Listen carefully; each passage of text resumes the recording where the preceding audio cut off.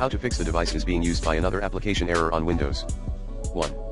Disable allow apps to take exclusive control of the sound options in advanced sound properties. 2.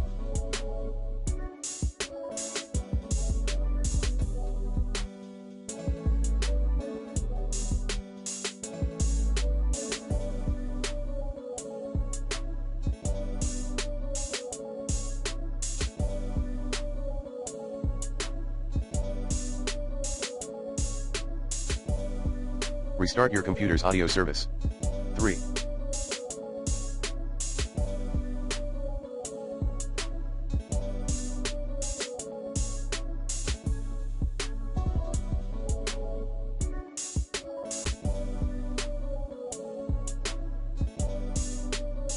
Check for an audio driver update by using the recommended Avast driver updater in this video guide.